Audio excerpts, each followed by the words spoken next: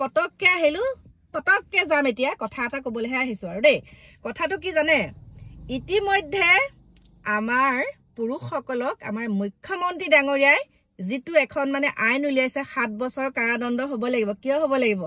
পৰকীয়া প্ৰেম কৰি যে আকৌ দ্বিতীয় গৰাকী নিয়ে হেতু কাৰণে 7 বছৰ কিন্তু এই মুহূৰ্তত আৰু এখন আইন উলিয়াইছে সেই কাৰণে একদম অন্তৰখন হাত পৰি গৈছে কি আইন উলিয়াইছে আপোনালোকে চাগে ভাবিছে কি উলিয়ালে কম ৰব কথাটো এটা কবলৈ ওলাইছো যে জেনেকৈ পুৰুষসকলে দ্বিতীয় বিবাহ কৰিলে 7 বছৰ কাৰাদণ্ড খাব লাগিব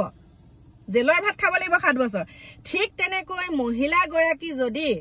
নিজৰ স্বামী আৰু সন্তানক এৰি পৰপুৰুষলৈ পলাই যায় পৰকীয়া প্ৰেম কৰি যেতিয়া পৰপুৰুষলৈ পলাই যায় সেই গৰাকী মহিলাকো এতিয়া আমাৰ মুখ্যমন্ত্ৰী ডাঙৰীয়াই 7 বছৰকে কাৰাদণ্ড দিছে গতিকে বহুত ভাল খবৰ আপোনালোকে কেনেকুৱা পালে খবৰটো শুনি ইতিমধ্যে বৰ্তমান মই আছো গুৱাহাটী বেলতলা আৰু অকনমান আপোনালোকক দেখাই দিও আৰ্মি কেম্পৰ ওচৰত আছো এয়া চাওক আৰ্মি কেম্পৰ ওচৰতে আছো আৰু এই বেলতলাত আছো কিন্তু এতিয়া মিটিং চলি আছে খানাপাৰাত আপোনালোকে জানে আজি এপইন্টমেন্ট দিছে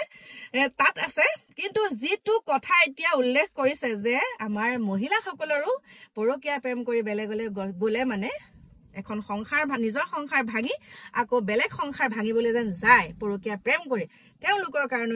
এতিয়া মানে আজিৰ পৰা 7 বছৰ কাৰাদণ্ড বহুত ভাল লাগিছে পিছে আপোনালোকৰ কেনেকুৱা লাগিলে খবৰটো জানি মোক কিন্তু কমেন্ট কৰিবলৈ নাপাহৰিব এতিয়া বাই বাই সবিশেষ লৈ আহি আছো অকনমান দেৰিকে দেই এতিয়া বাই বাই